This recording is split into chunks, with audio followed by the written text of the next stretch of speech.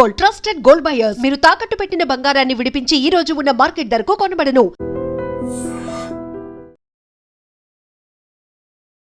నమస్తే, నేను Kavitha. Welcome to I dream news and నిజాలు. ఏప్రిల్ 23న తమిళనాడులో 234 అసెంబ్లీ సెగ్మెంట్లకు గాను సింగిల్ ఫేజ్లో ఎలక్షన్ జరగబోతోంది. ఈ నేపథ్యంలోనే ప్రధాన పార్టీలు క్యాండిడేట్లను అనౌన్స్ చేయడంతో పాటుగా మేనిఫెస్టోలను కూడా రిలీజ్ చేస్తున్నాయి. వాళ్ళు చేస్తామని చెప్తున్నటువంటి ప్రామిసెస్ను కూడా అనౌన్స్ చేస్తున్నారు. ప్రధానంగా టీవీకే నుంచి సినీ నటుడు విజయ్ యూత్ని టార్గెట్గా చేసుకున్నారు. అండ్ స్టాలిన్ 500కు పైగా హామీలని ఇప్పుడు ఇవ్వబోతున్నారు. ఎలక్షన్స్లో గెలిచిన తర్వాత తాము ఏం చేస్తామో చెప్తున్నారు. ఎందుకని ఇంత ప్రతిష్టాత్మకంగా ఈసారి ఎన్నికలు జరగబోతున్నాయి, కీలకంగా ఎవరెవరికి మారుతున్నాయి? మనతో పాటుగా ఉన్నారు సీనియర్ జర్నలిస్ట్ సురేష్ కోచాతిల్ గారు. సార్ నమస్తే. సో సింగిల్ ఫేజ్లో 234 అసెంబ్లీ సెగ్మెంట్లకు జరుగుతున్నాయి. ఒక హీట్ అనేది కనిపిస్తుంది. యూజువల్గా తమిళనాడు అనగానే ఆ పొలిటికల్ హీట్ విపరీతంగా ఉంటుంది. అందులో ఈసారి ఎండాకాలం ఇంకొక సడన్ న్యూ పార్టీ అనేది కూడా జాయిన్ అయిపోయింది. కరెక్ట్. ఎందుకంటే ప్రామిసెస్ ఇవ్వడం అనేది తమిళనాడులో చాలా మటుకు జయలలిత టైం నుంచి ఫేమస్. దానికన్నా ముందు కూడా ఉందనుకోండి. జయలలిత గారు వచ్చిన తర్వాత మిక్సీ కానీ, గ్రైండర్ కానీ, టెలివిజన్ సెట్లు కానీ ఇదాన్ని ఫ్రీగా ఇవ్వడం మొదలుపెట్టారు. తమిళనాడు ఎలక్షన్ సరే అన్ని రాష్ట్రాల్లో ఫ్రీబీస్ ఉన్నాయి, లేదని చెప్పట్లేదు. మహారాష్ట్రలో ఉంది, మధ్యప్రదేశ్లో జరిగింది, ఇక్కడ తెలంగాణలో ఉంది. మనం ఒక వెల్ఫేర్ స్టేట్ లాగా వెల్ఫేర్ స్టేట్ నుంచి ఒక ఏం చెప్తారు ఆల్మోస్ట్ బ్యాంక్రప్ట్ స్టేట్కి వచ్చేస్తున్నాం. దీనికి చాలా మటుకు ఫిగర్స్ కూడా ఉన్నాయి, దీని గురించి మాట్లాడుకోవచ్చు డీటెయిల్గా. కానీ ఇప్పుడు రీసెంట్గా ఈ అసెంబ్లీ ఎలక్షన్స్ గురించి ఒక ఆర్టికల్ వచ్చింది. దాంట్లో ఏం చెప్తున్నారంటే అస్సాం, వెస్ట్ బెంగాల్, తమిళనాడు, కేరళ, పుదుచ్చేరి కలిపి ఈ గవర్నమెంట్స్ అందరు కలిసి ఆల్మోస్ట్ 37,000 కోట్ల కొత్త స్కీములు అనౌన్స్ చేశారండి. 37,000 కోట్లు. కేరళ ఒకటే పక్కన పెడితే కేరళలో 3,000 కోట్లు అవుట్లే పెట్టారు. All schemes are announce between January and March. 20,000 కోట్లు ఈ పోయిన నెలలోనే అంటే ఫిబ్రవరిలోనే డిస్పర్స్ చేశారు. ఆలోచించండి వాళ్ళ పరిస్థితి ఏముండదు స్టేట్ గవర్నమెంట్ దాన్ని. ఇది చాలా మటుకు ఈ మోడల్ కోడ్ ఆఫ్ కాండక్ట్ వచ్చే ముందు ఇదంతా చేస్తారు. ఎందుకంటే వచ్చిన తర్వాత మీరు ఏం చేయలేరు అని చెప్పేసి. మనం స్టాలిన్ దాంట్లో చూస్తున్నాం. స్టాలిన్ ప్రామిసెస్ చేస్తున్న దాని ప్రకారం చాలా మటుకు స్టాలిన్ ఈసారి మీరు చెప్పినట్లు 515 ప్రామిసెస్ చేశారు చాలా మటుకు. దాంట్లో చాలా ఉన్నాయి. 3,000 పొంగల్ గిఫ్ట్ ఒకటి అది ఇచ్చారు ఆయన, ఇది వచ్చే ముందే ఇచ్చేశారు. Each rights card holding member కార్డ్కి శ్రీలంకన్ తమిళ్ క్యాంప్ వాళ్ళకు కూడా ఇచ్చారు. మన దేశాలకు కాదు, శ్రీలంక వాళ్ళు కూడా ఇస్తున్నారు. అది కాకుండా ఈ టోటల్గా 2,22,00,000 మందికి ఈ రైస్ స్కీమ్ కూడా ఇచ్చారు. క్యాష్ కాంపోనెంట్ ఒకటి తమిళనాడులో చూస్తే మీరు ఈ ఫిబ్రవరి నెలలోనే అనౌన్స్ చేసిన దాని ప్రకారం 6,900 కోట్లు 6,900 కోట్లు ఇచ్చారనమాట. That is 3% of the states tax revenue దానికే వెళ్ళింది.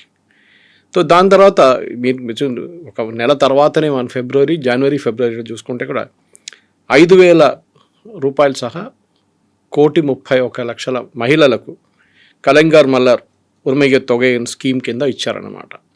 ఇది చెప్పుకుంటూ చాలా ఉన్నాయి ఇట్లాంటిది. అది కాకుండా ఈ సమ్మర్ అసిస్టెన్స్ అని చెప్పి 2,000 రూపాయలు ఇచ్చారు మళ్ళీ ఫిబ్రవరి మార్చ్ ఏప్రిల్లో కలిసి.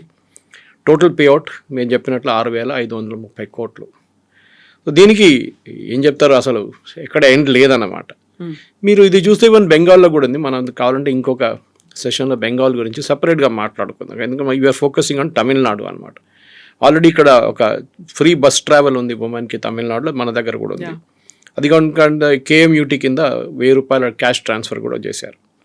కానీ ఇవాళ ఈ 515 ప్రామిసెస్లు చేసిన స్టాలిన్ వాళ్ళ పార్టీకి డిఎంకే తరఫు నుంచి ప్రామిసెస్ కానీ ఏఐడిఎంకే వైపు నుంచి ఈపీఎస్ గారు దాన్ని ప్రశ్నించారు. విజయ్ ఆయన ప్రామిసెస్ల మీద వెళ్తున్నాం, ఒక్కొక్కటి తీసుకుందాం మనం. ఇప్పుడు ఎగ్జాక్ట్లీ ఇప్పటిదాకా మనం టీవీలు, మిక్సర్ గ్రైండర్లు అనుకున్నాం, ఈసారి ఫ్రిడ్జ్లు కూడా ఇస్తున్నట్టున్నారు, అనౌన్స్ చేశారు. అంటే ఇప్పుడు ఏం చెప్పారంటే మహిళలకి 2,000 రూపాయలు ఇస్తుండే, అది నెలకు 1,000 రూపాయలు ఉండే 2,000 చేశారు. అంటే పేదవాళ్ళకి అనమాట. కానీ అది దానికి డెఫినేషన్ ఏం లేదు. మన దగ్గర తెలంగాణలో చూస్తున్నాం ఆల్మోస్ట్ మన పాపులేషన్ కన్నా ఈక్వల్ వైట్ రేషన్ కార్డులు ఉన్నాయి మన దగ్గర, విచ్ ఇస్ అ ఫ్రాడ్ కంప్లీట్గా. దాంట్లో మినిమం మీరు తీసేస్తే income tax pays, car owners, మిగతా 2 వీలర్ ఓనర్స్ అందరు తీసేస్తే మీకు 60 నుంచి 70% కార్డులు మీరు తీసేయచ్చు, కానీ తీయరు స్టేట్ గవర్నమెంట్. సో మన దగ్గర 1 కోటి రేషన్ కార్డులు ఉన్నారు. సో మల్టిప్లై బై 4 crores అంటే మన పాపులేషన్ కన్నా ఈక్వల్ మన రేషన్ కార్డు మన దగ్గర ఉందన్నమాట, విచ్ ఇస్ నాట్ పాసిబుల్. కానీ అది సపరేట్ సబ్జెక్ట్. అది ఎవరైనా కోర్టుకి వెళ్ళి క్వశ్చన్ చేస్తేనే అది బయటపడుతుంది. చాలా ఈజీగా మీరు దాన్ని మీరు ట్రేస్ అవుట్ చేయొచ్చు. సో ఈ 515 ప్రామిసెస్లో ఒక ప్రామిస్ కొత్తగా ఏం పెట్టారంటే 8,000 రూపాయలు ఒక కూపన్ ఇస్తారంట. స్టాలిన్ వాళ్ళ పార్టీ ఎలక్ట్ అయితే 8,000 రూపాయల కూపన్. దాంతో మీరు వెళ్ళి పక్కన ఉన్న షాప్ నుంచి మీరు కావాల్సిన ఎలక్ట్రానిక్ గుడ్స్ వాడుకోవచ్చు, ఏదైనా కొనుక్కోవచ్చు, హౌస్ హోల్డ్ గుడ్స్ కూడా కొనుక్కోవచ్చు, రీప్లేస్ కూడా చేసుకోవచ్చు. ఇది ఒక ప్రామిస్ ఇచ్చారనమాట. ఈ పర్టికులర్ స్కీమ్ కింద కూడా దాని తర్వాత టీవీలు, రెఫ్రిజిరేటర్లు, వాషింగ్ మిషన్లు, మిక్సర్ ఏదైనా మీరు కొనుక్కోవచ్చు, microwave and induction cookers also. ఇంకోటి ఏంటంటే ఆయన కీ ప్రామిస్ చేసింది ఈ ఫార్మర్స్కి, రైతులకి ఫ్రీ మోటార్ పంప్ సెట్ ఇస్తారంట. ఇవ్వడం ఒకటే కాదు, దాంతోపాటు ఫ్రీ ఎలక్ట్రిసిటీ ఇప్పుడు కూడా ఇస్తున్నారు. మీటర్లు పెట్టారు కొన్ని చోట్ల, ఆ మీటర్లు తీసేస్తారంట. ఫ్రీగా మీటర్ లేకుండా మీరు కరెంట్ నడిపించుకోండి, అంటే మీరు ఏమైనా చేసుకోవచ్చు, కరెంట్ని ఎన్ని యూనిట్లు కావాలంటే వాడుకోవచ్చు, దానికి కౌంటే లేదు. ఉచిత విద్యుత్తు అంటే మీరు అట్లీస్ట్ ట్రాన్స్ఫార్మర్ లెవెల్లో మీటర్ పెడితే మీకు తెలిసిపోతుంది ఎన్ని యూనిట్స్ వాడుతున్నారని. అది చేయట్లేదు, ఎందుకంటే అప్పుడు తెలిసిపోతుంది ఈ ఎంత మిస్యూజ్ అవుతుంది ఈ స్కీమ్ అని చెప్పి. మన దగ్గర చాలా మటుకు ఈ బ్యాటరీ ఛార్జింగ్ యూనిట్స్ అని మీకు కనిపిస్తుంది. సిటీ నుంచి ఒక 50 కిలోమీటర్ 100 కిలోమీటర్ దూరంలో ఈ మన దగ్గర నుంచి ఇన్వర్టర్ బ్యాటరీ ఛార్జింగ్కి తీసుకెళ్తారు. ఇక్కడ నుంచి చాలా మటుకు వందలాది బ్యాటరీలు పోతాయి డైలీ స్టేట్ నుంచి. తెలంగాణ వైపు కూడా చూడొచ్చు మీరు. అదంతా ఈ ఫార్మ్స్కి వెళ్ళి అక్కడ ఒక చిన్న బిల్డింగ్ లాగా కట్టి అక్కడ ఈ బ్యాటరీ ఛార్జింగ్ నడుస్తూ ఉంటుంది కంప్లీట్గా. అంత మిస్యూజ్ జరుగుతుంది ఎలక్ట్రిసిటీ అనమాట. సో అట్లాంటిది తమిళనాడులో కూడా రీసెంట్లీ సుప్రీంకోర్టులో ఏదో కేసు వచ్చింది అనుకుంటా. సుప్రీంకోర్టు చాలా క్లియర్గా అడిగారు, మన గవర్నమెంట్ ఆఫ్ ఇండియా స్కీమ్ ప్రకారం మనం బిలో ప్రొడక్షన్ కాస్ట్ ఏమి ఇవ్వకూడదు, ఎవరికి ఇస్తే అందరికి ఇవ్వాలి వితౌట్ బ్లాంక్. అంటే మీరు బ్యాంక్రప్ట్ అయిపోతారు స్టేట్ గవర్నమెంట్ కంప్లీట్గా. మీరు ఎవరికైనా ఉచిత కరెంట్ ఇస్తే దానికి ప్రొడక్షన్ కాస్ట్ 3 రూపాయలు ఉందనుకోండి, లేకుంటే ₹2.70 ఉంటే you have to charge that amount 270. ఎట్లా ఛార్జ్ చేస్తారు మీరు? మీకు తెలియదు ఎన్ని యూనిట్లు కన్జ్యూమ్ అవుతుందని. సో బ్లైండ్గా ఏం చేస్తారు, ఒక 7,000 రూపాయలు 8,000 రూపాయలు సబ్సిడీ అని చెప్పేసి ఎలక్ట్రిసిటీ బోర్డు వాళ్ళ డిస్ట్రిబ్యూషన్ కంపెనీస్కి ఇస్తారు. వాళ్ళు దాన్ని తీసుకుంటారు అంతే, వాళ్ళు ఏం చేయలేకపోతే. ఇక్కడ కూడా తెలంగాణలో కూడా అంతే బ్యాంక్రప్ట్ స్టేట్కి వచ్చేసారు. ఇది కాకుండా స్టాలిన్ గారు ఇంకా ప్రామిస్లు ఉన్నాయి. మోటార్ పంప్ సెట్ చెప్పాం మనం. ఇన్ఫ్యాక్ట్ అని చెప్పారు, మా పోల్ మేనిఫెస్టో ఒక సూపర్ స్టార్ అన్నమాట ఈ ఎలక్షన్లో చెప్తున్నారు. ఎందుకంటే ఇది ట్యాక్స్ పేయర్స్ డబ్బులు తీసుకొనే ఈ హీరోయిన్లు తయారవుతున్నారని చాలా క్లియర్గా తెలిసిపోయింది. ఈ కాకుండా ఈ ఫ్రీ బ్రేక్ఫాస్ట్ స్కీమ్ ఒకటి ఉంది సీఎం దాంట్లో, అది క్లాస్ 8 దాకా ఇప్పుడు వాళ్ళు పెంచుతున్నారు అనమాట. 8 దాకా, క్లాస్ 8 దాకా పెంచుతున్నారు. ఇది ఇట్లా ఉంటే దెన్ డెఫినెట్గా వాళ్ళు పక్కన ఇంకా ఉన్నారు కదా చాలా పార్టీలు, వాళ్ళు ఊరుకోరు కదా.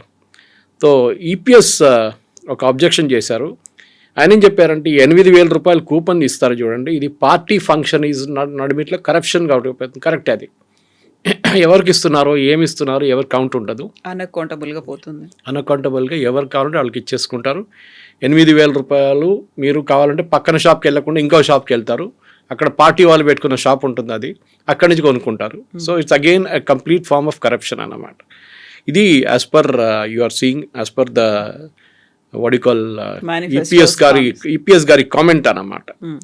ఈ token will be distributed by DMK workers అంటే before and demand a cut before. అంటే టోకన్లు ఇచ్చే ముందు మీరు డిఎంకే ఫంక్షనరీ ఎవరు ఉంటారో, ఎమ్మెల్యే ఉంటారో, కౌన్సిలర్ ఉంటారో వాళ్ళు ఒక కమిషన్ తీసుకుంటారని చెప్తున్నారు అన్నమాట.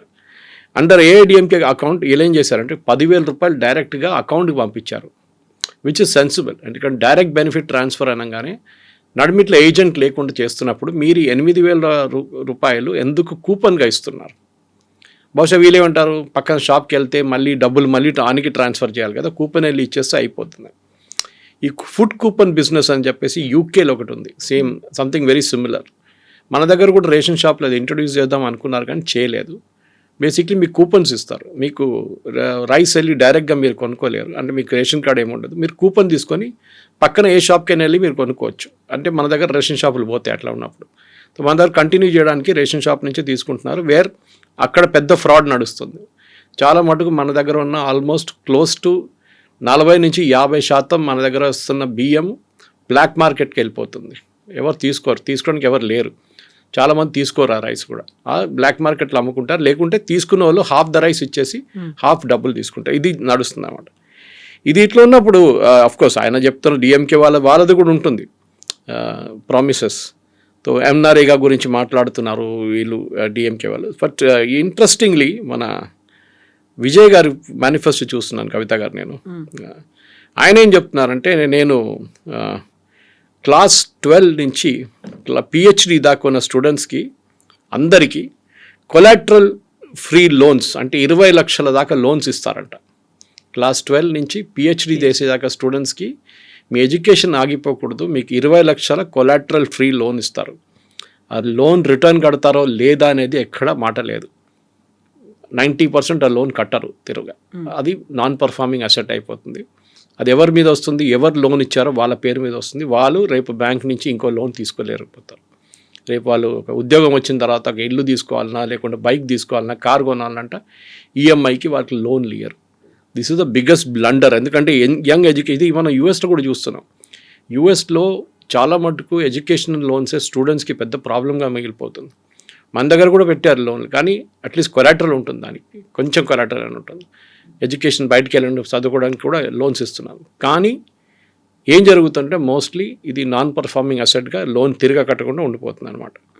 సో ఆయన లాజిక్ ఏంటంటే, గ్రాడ్యుయేట్స్కి 29 సంవత్సరాలు చదువుకున్న తర్వాత కూడా ఒక ఉద్యోగం రాకపోతే వాళ్ళకి 4,000 రూపాయలు ప్రతి నెలకి ఇస్తారంట. అంటే if you reach 29 years old and మీకు ఇంకా ఉద్యోగం రాకపోతే యూత్కి ఆలోచించండి, ఏదైనా పని చేసుకోవచ్చు కదా. లేదు, నేను ఇంట్లో కూర్చుంటాను, నాకు 4,000 రూపాయలు కావాలని చెప్తున్నాను అనమాట. ఈ పరిస్థితిలో ఉన్నప్పుడు కవిత గారు చాలా మట్టుకు దాని తర్వాత డిప్లొమా హోల్డర్స్కి 2,500 రూపాయలు ఇస్తారంట.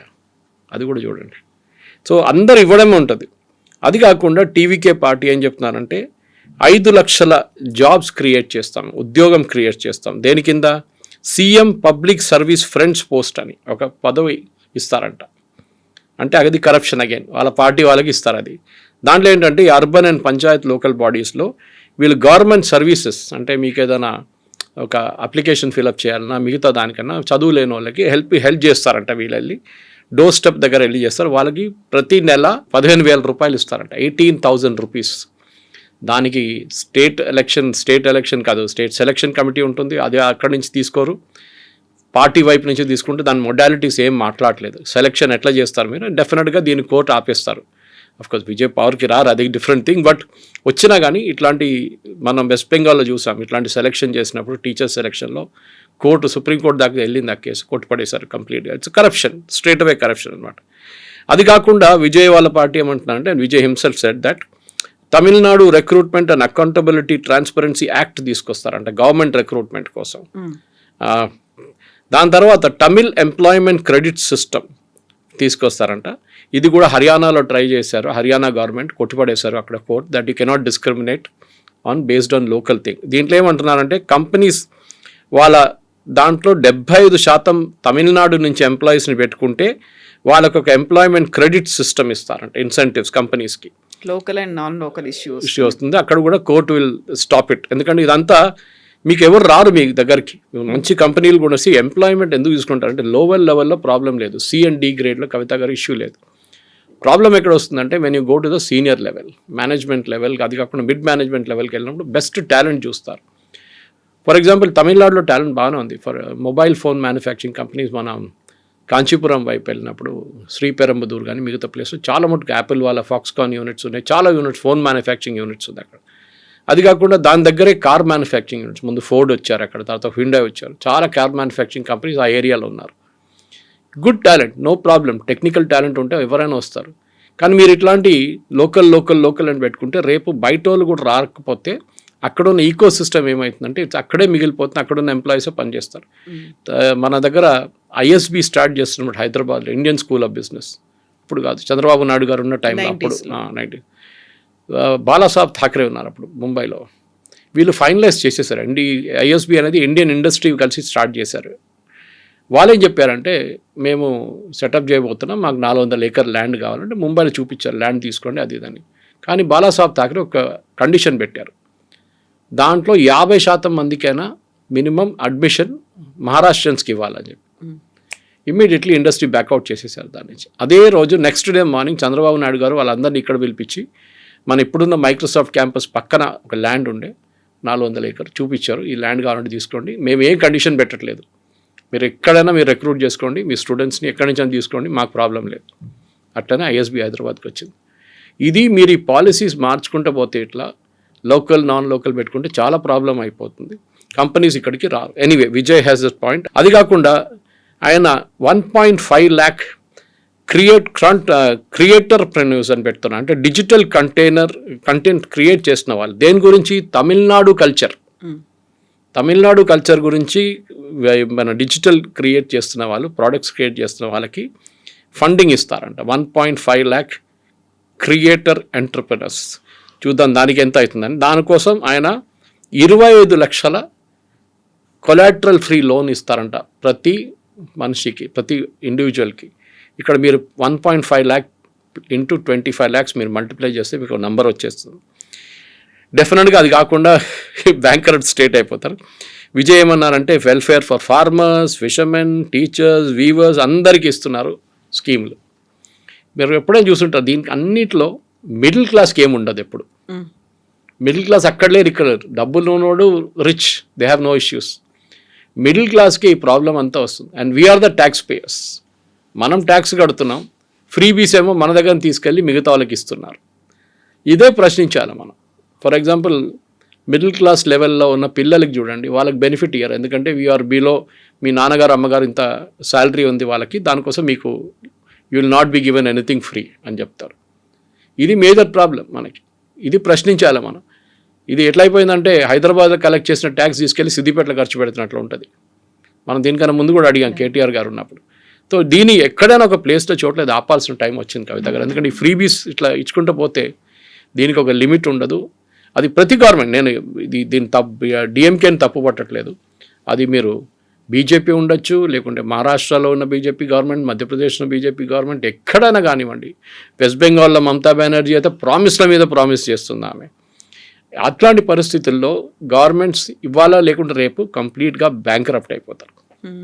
సో ఇప్పుడు విజయ్ ఎందుకని అంత యూత్ మీద ఫోకస్ పెట్టాడు అనేది ప్రధానంగా, ఆల్రెడీ సీట్లను కూడా అనౌన్స్ చేశాడు, తను 2 చోట్ల నుంచి పోటీ చేస్తున్నాడు అనేది అంతపాటుగా తనకున్నటువంటి వ్యక్తిగత డ్రైవర్ వాళ్ళ అబ్బాయికి కూడా ఒక సీట్ని అనౌన్స్ చేసేసాడు, ఆయన కూడా టికెట్ ఇస్తున్నాను అని చెప్పి పెట్టాడు ఆయన. యూత్ అనేది ఇప్పుడు మెయిన్లీ మనకు తెలిసింది కవిత గారు, 65% మన దగ్గర population below the age of 35. ఇంకోటి అంటే అన్ఎంప్లాయ్మెంట్ మన దగ్గర చాలా పెద్ద ఇష్యూ. ఇప్పుడు చూసారు చూడండి మీరు, అన్ఎంప్లాయ్మెంట్ మీరు ఇంట్లో కూర్చుంటే కూడా మీకు డబ్బులు ఇస్తా అంటున్నారు, ఎవరు పని చేస్తారు? మన సుప్రీంకోర్టు ఇది క్వశ్చన్ అడిగారు, you are making people lazy, మీరు పని చేయకుండానే మీకు డబ్బులు ఇస్తాం, పని చేసి డబ్బులు చేస్తే ప్రాబ్లం లేదు మన్రేగా లాంటి ప్రోగ్రామ్స్లో. అది కాకుండా మీరు ఈ ఇంట్లో కూర్చోండి మీకు డబ్బులు ఇస్తా అంటే దట్ ఈస్ అబ్సల్యూట్లీ ఇల్లాజికల్. ఏదైనా ఒక పని చేపియాలి. ఇప్పుడు కూడా నేను చెప్తున్నాను, నేను చాలా మటుకు చెప్తున్నాను, మనకు కావాల్సింది ఐఐటీలు కాదని. ఐఐటీలు చాలా అయిపోయినాయి ఇప్పుడు, క్వాలిటీ కూడా కొంచెం పడిపోయింది ఐఐటీలు. ఎందుకంటే ఇన్ని ఐఐటీలు ఓపెన్ చేసిన తర్వాత ఫ్యాకల్టీ లేదు, వాళ్ళకి టెక్నికల్ అసిస్టెంట్స్ లేరు, చాలామంది ప్రాబ్లమ్స్ అట్లాంటిది. ఈ పరిస్థితుల్లో మనకు కావాల్సింది ఏంటంటే ఎంప్లాయ్మెంట్ జనరేషన్ స్కీమ్స్. అదేంటంటే మన దగ్గర ఇప్పుడు కూడా మీరు చూడండి, ఎప్పుడు నేను చాలాసార్లు చెప్పాను, మీ దగ్గర బహుశా చెప్పుంటాను, కార్పెంటర్లు దొరకరు, ఎలక్ట్రీషియన్ దొరకరు, ప్లంబర్లు దొరకరు, ఎయిర్ కండిషనింగ్ మెకానిక్స్, ఎవరు చూడండి ఇట్లాంటి ఆటోమొబైల్ వీళ్ళు మీకు దొరకరు. ఎస్పెషలీ ఈ carpenter, plumber, electrician major problem. వాళ్ళు అసలు దొరకరు. అదేమని అంటే వాళ్ళు ఫుల్ బిజీ ఉంటారు, వాళ్ళు పిలిస్తే మీరు చూడండి. మా దగ్గర కూడా చూసాను, మా పని మనిషి ఇంకా ముందున్న పని మనిషి వాళ్ళ అబ్బాయిని నేనే చదివిపించాను ఐటీఐలో. అంతా చేసిన తర్వాత ఆయన ఎప్పుడు పిలిస్తే వాడు అంటాడు, సార్ నేను ఫుల్ బిజీ ఉన్నాను సార్, ఎల్లుండి వస్తాను సార్ అంటాడు. రాడని చెప్పాడు, ఎల్లుండి వస్తా సార్ అంటాడు. I pity with him. ఎందుకంటే వాళ్ళ వైపు నుంచి వాళ్ళ పని వాళ్ళు చూసుకుంటున్నారు, వాళ్ళకి కావాల్సిన డబ్బులు వాళ్ళు సంపాదించుకుంటున్నారు. 3 పెట్టుకున్నాడు వాళ్ళ కింద, మేస్త్రి అయిపోయాడు. This is what we need. మనం కావాల్సింది ఏంటంటే మన వాళ్ళని ఎంప్లాయ్మెంట్. కానీ మన దగ్గర ఒక యాటిట్యూడ్ ఉంది, ఎస్పెషలీ తెలుగు స్పీకింగ్ స్టేట్స్లో కవిత గారు. నాకు ఒక ఐటీ ఉద్యోగం కావాలి, నేను ఒక ఏసీ రూమ్లో కూర్చోవాలి, వైట్ కాలర్ జాబ్ కావాలి, నేను ఇట్లాంటి పనులు బైక్ మీద తిరగడము, అత్తగడము, ఇక్కడ వెళ్ళడం నేను చేయను, మెకానిక్ పనులు చేయను. ఇది మేజర్ ప్రాబ్లం అన్నమాట వీళ్ళన్నింటిలో. ఇట్లాంటి ఇష్యూలోనే మనం చూడాల్సింది ఏంటంటే మన యంగ్స్టర్స్కి ఉద్యోగం ఎక్కడి నుంచి మనం ఇవ్వబోతున్నాను అని చెప్పేసి దానికోసం ఉన్న స్కీములు తీసుకొస్తే బాగుంటుంది. నేను దాన్ని వ్యతిరేకించను. ఏ గవర్నమెంట్ కానీ స్కిల్ డెవలప్మెంట్లో ఇప్పుడు ప్రధానమంత్రి కౌశల్ యోజన ఉంది, దాని కింద మీకు ట్రైనింగ్ ఇస్తారు. ట్రైనింగ్ ఇచ్చిన అది కూడా ఫ్రీ ట్రైనింగ్ ఇస్తారు. 6 నెలల నుంచి 12 నెలల దాకా ఏదైనా ఒక పర్టికులర్ ట్రేడ్ నేర్చుకుంటారు. దాని తర్వాత మీకు ఉద్యోగం రాకపోతే స్టైఫండ్ ఇస్తారు. దాన్ని ఉన్నప్పుడు కూడా మన వాళ్ళు దానికి వెళ్ళరు, ఎందుకంటే అక్కడ అన్ని ట్రేడ్ జాబ్స్ ఉంటుంది. ట్రేడ్ జాబ్స్ మాకు వద్దు. ఈ యాటిట్యూడ్ మార్చాల్సింది. ఇప్పుడు నేను వచ్చేది కేరళ నుంచి, మీకు తెలుసు, అక్కడ nursing is a big profession. అక్కడున్న నర్సెస్ లోకంలో మీరు ఎక్కడైనా వెళ్ళండి, అక్కడ ఉంటారు వాళ్ళు, నర్సెస్ ఉంటారు. ఎందుకు? They don't mind doing that job. కొంతమందికి నర్సింగ్ అనగానే నేను చేయనులే నర్సింగ్ జాబ్ అంటారు వాళ్ళు. ఒకటి టైమింగ్స్ గురించి ఉంటుంది, ఒకటి పేషెంట్స్తో డీల్ చేసేటప్పుడు illness, even elderly care for example Kavitha గారు పెద్ద బిజినెస్ అది. ఇజ్రాయెల్లో మ్యాక్సిమం ఎల్డర్లీ కేర్ హెల్ప్ చేస్తున్న అసిస్టెంట్స్ కేరళ నుంచి. ఆలోచించండి, అది పెద్ద ఒక బిజినెస్. జపాన్లో కూడా ఎల్డర్లీ కేర్ చాలా పెద్ద బిజినెస్ అయిపోయింది ఇప్పుడు. కానీ మన దగ్గర అది ఉద్యోగం కాదు. మోదీ గారు ఒక టైంలో చెప్పారు, పకోడా ఫ్రై చేసిన వాళ్ళు కూడా బిజినెస్ చేస్తారు బాగానే అని. కరెక్టే అది, కానీ మనకు అది నచ్చదు. మనకి ఫ్రీబీలు. మీరు ఒక అసెట్ క్రియేట్ చేస్తే ఇష్యూ లేదు. ఫర్ ఎగ్జాంపుల్ ముద్రా లోన్ తీసుకోండి. ముద్రా లోన్ తీసుకున్న మన దగ్గరే తెలంగాణలోనే almost 1/4 of the population Mudra లోన్లోనే తీసుకున్నాం. చాలామంది ఉన్నారు, నేను కలిశాను కూడా వాళ్ళని. ఒక మహిళ 5 కుట్టు మిషన్ తీసుకుంది, 2 షిఫ్ట్లు నడిపిస్తుంది ఆమె. అట్లాంటి 10 మందికి ఉద్యోగం ఇస్తుంటే దానికి ఒక వాల్యూ అడిషన్ ఉంది. మీరు స్కిల్ డెవలప్మెంట్ మాట్లాడినప్పుడు కూడా ఈ మహిళలు స్కిల్ ఇస్తే బాగుంటుంది. ఒక లిజ్జత్ పాపడ్ ఎక్కడి నుంచి మొదలైంది మన అందరికీ తెలిసిన స్టోరీ, అది చాలా పెద్ద సక్సెస్ స్టోరీ అయిపోయింది. అట్లాంటి మనం ఎందుకు చేయట్లేదు? మీరు you give the money but demand some work out of, అంటే ఏదైనా ఒక ఉద్యోగం చేయాలి మీరు అని చెప్పాలి. ఈ ఫ్రీ బిల్ ఇచ్చుకుంటూ పోయి మీరు 5-8 వేల రూపాయలు తీసుకెళ్ళి మిక్సీలు కొనుక్కోండి, గ్రైండర్లు కొనుక్కోండి. What is the value addition? Nothing. మీరు పని చేయండి, మీరు ఇట్లాంటి మీ విలేజ్ కమిటీని పెట్టండి, అక్కడ మీరు క్లెన్లీనెస్ అప్కీప్ చేయండి, అక్కడ ఉన్న స్వీపర్స్ని మీరు చూసుకోండి, దాన్ని బట్టి మీకు ఇంత డబ్బులు ఇస్తా ఉంటే దర్స్ అ లాజిక్ బిహైండ్ ఇట్. ఒట్టిగా ఏం చేయకుండా నాన్ ట్యాక్స్ పేయింగ్ అంటే చూడండి, అక్కడ కూడా వాళ్ళు చాలా క్లియర్గా తీసుకొచ్చారు స్టాలిన్ గారు. నేను చెప్పడానికి మర్చిపోయాను, క్లాస్ పెట్టారు ఆయన, స్టార్ పెట్టారు దాని పక్కన. ఏంటి? మీకు 8,000 రూపాయలు కావాలంటే you should be a non tax paying lady. ఆలోచించి, అంటే ట్యాక్స్ పేయింగ్ లేడీ దగ్గర నుంచి డబ్బులు తీసుకొని నాన్ ట్యాక్స్ పేయింగ్ లేడీకి ఇస్తున్నారు. కష్టపడి పనిచేసే ఒక లేడీకి ఇన్సెంటివ్ లేదు వాళ్ళకి. ఇది చాలా బాధ అనిపిస్తుంది, ఎందుకంటే ఇట్లాంటి ఫ్రీబీస్తోనే వీళ్ళు ఎలక్షన్స్ గెలుస్తున్నారు. దాని తర్వాత ఎలక్షన్ రోజు ముందు రోజు వెళ్ళి అందరికి డబ్బులు ఇచ్చి మందు ఇచ్చి ఓట్లు వేయించుకుంటారు. మన democracy I think it is failed. నేను దీంట్లో అందరిని తప్పు పడుతున్నాను, ఒక్కరినేం కాదు, అందరిని తప్పు పడుతున్నారు. Right from top to bottom A party అయినా ఇట్లాంటి ఫ్రీబీస్ ఇచ్చుకుంటూ పోతే దెన్ గవర్నమెంట్ అంటే మన కంట్రీ ఇంకొక 10-15 సంవత్సరాల తర్వాత కూడా ఎక్కడున్నా అక్కడే ఉంటాం మనం. ఇప్పుడు అలయన్స్కి సంబంధించి కూడా ఒక పెద్ద డిస్కషన్ అనేది అవుతుంది. అందులోనూ విజయ్ ఎలాంటి రోల్ ప్లే చేయబోతున్నారు? అంతకుముందు మనం సినిమా నటులు ప్రారంభించినటువంటి పార్టీల గురించి చూస్తే మనకి ఎంజేఆర్, జయలలిత, కరుణ అనేది వాళ్ళ తర్వాత మళ్ళీ అలాంటి రేంజ్లో ఉన్న వాళ్ళు కనిపించలేదు. ఇప్పుడు విజయ్ టీవీకే పార్టీ ఎంత క్రూషియల్ అవుతుందా, లేకుంటే పట్టించుకోరా? ఎలా ఉంటుంది అక్కడ సిచ్యువేషన్ అనేది? ఇప్పుడున్న ఒపీనియన్ పోల్స్ ప్రకారం విజయ్ వాళ్ళ పార్టీ టీవీకేకి 6-7% ఓట్లే వస్తుంది. ఇది పెద్ద ప్రాబ్లం కాబోతుంది. సెంగోటియన్ లాగే వాళ్ళని పెద్ద సీనియర్ లీడర్ని తీసుకున్నారు ఇంకో పార్టీ నుంచి, కానీ ఒక సెంగోటియన్ అందరిని తీసుకురాలేదు. బూత్లో 243 బూత్లు ఉన్నప్పుడు మీకు ఆ బూత్లో ప్రతి బూత్లో కమిటీ మెంబర్స్ ఉండాలి, ప్రతి బూత్లో లోకల్ లీడర్స్ ఉండాలి. అది లేదు, అది అక్కడే ప్రాబ్లం వస్తుంది. అది అన్నామలై గారు చేశారు బీజేపీ కోసం, చాలా బాగా చేశారు. కానీ పాప ఆయన ఈ ఎలక్షన్లో పక్కన పెట్టేశారు ఎందుకో. నిన్న ప్రధానమంత్రి గారు వచ్చినప్పుడు కూడా కోయంబత్తూర్ ఎయిర్పోర్ట్కి అన్నామలై గారు వెళ్ళలేదు. Maybe he has his difference of opinion and with the party, కరెక్టే. కానీ ఆ బూత్ లెవెల్ వర్కర్స్ రాకపోతే కవిత గారు ఈ మన విజయ్ పార్టీ కానివ్వండి ఏ పార్టీ అయినా, బికాజ్ మీరు చూడండి జయలలిత, ఎంజీఆర్ మీరు చెప్పిన పేర్లలో దేవర్ స్టార్ క్రౌడ్ పుల్లర్స్ ఏమైనా కానివ్వండి, అది వాళ్ళకి ఆరా ఉండే, ఒక కరిష్మా ఉండే.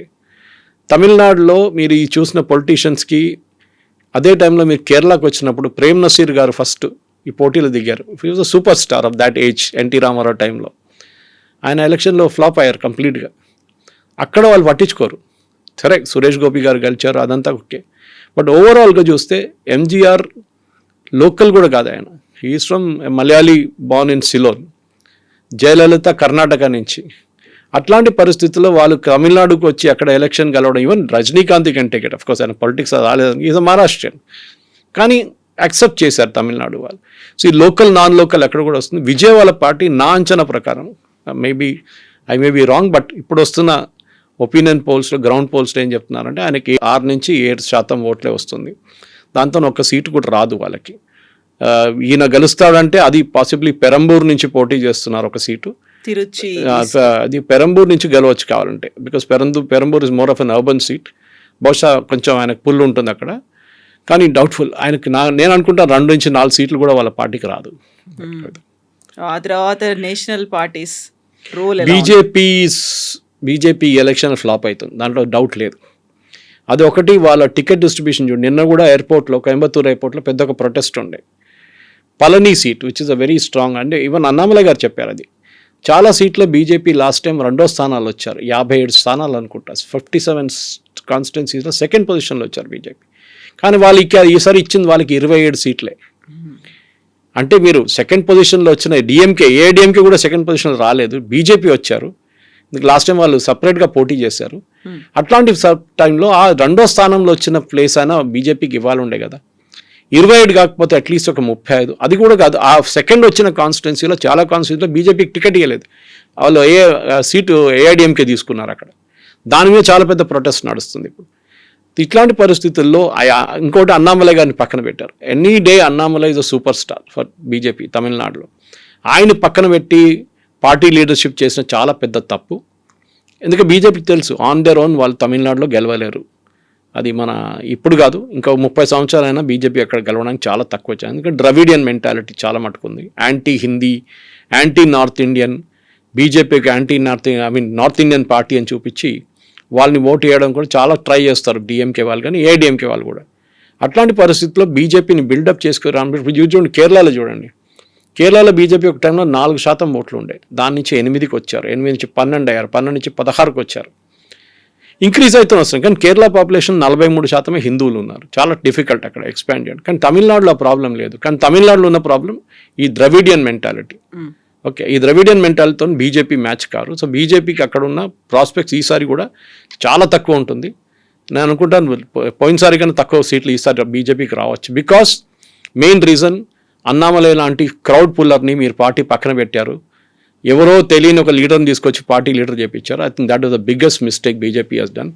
ఏఐడిఎంకేకి ఇంత లీవ్ ఇవ్వకుండా కొంచెం స్ట్రిక్ట్గా నిలబడితే బహుశా అమిత్ షా గారు బీజేపీ కొన్ని ఎక్కువ సీట్లు తీసుకొని లాస్ట్ టైం 2nd పొజిషన్ వచ్చే సీట్ కాంటెస్ట్ చేస్తే బీజేపీకి ఒక 25-30 సీట్లు వస్తుంది. కానీ ఈసారి అది కూడా డౌట్ఫుల్. కాంగ్రెస్కి అంతే కదా, 28 సీట్లు వాళ్ళు పోటీ చేస్తే దాంట్లో 22-23 గెలుస్తారు వాళ్ళు. ఎప్పుడు బికాజ్ డిఎంకే సీట్లు అదన్నీ వాళ్ళకి. కాంగ్రెస్ ఆన్ దేర్ ఓన్ ఇప్పుడు అక్కడ కూడా ప్రొటెస్ట్ చూస్తున్నారు మీరు.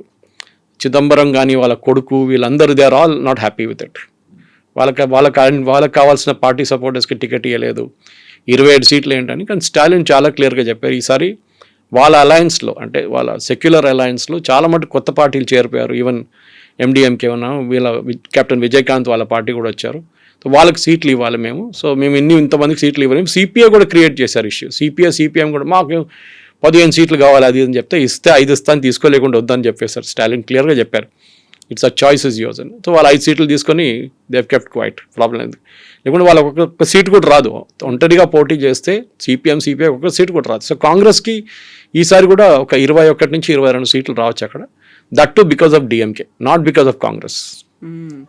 సో అక్కడ regional parties versus national parties ఉంటుంది. ఆ తర్వాత స్టార్డమ్ ఎంత దాకా పుల్ చేసుకొని తీసుకొస్తుంది. అది ఒకటి. స్టార్డమ్ అనేది విజయ్ది అంత పెద్ద స్టార్డమ్ లేదని.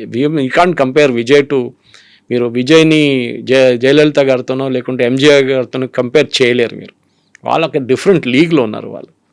వాళ్ళ ఆరో కూడా వాళ్ళు చాలా సంవత్సరాల తర్వాత కష్టపడి పనిచేసిన తర్వాతే వాళ్ళు పైకి వచ్చారు. అండ్ ఎంజీఆర్ గారు ఉన్నప్పుడే జయలలితని ఒక పార్టీ నెంబర్ 2గా డెవలప్ చేసుకుంటూ వచ్చారు. సో కంటిన్యూషన్ ఈజీగా ఉండే.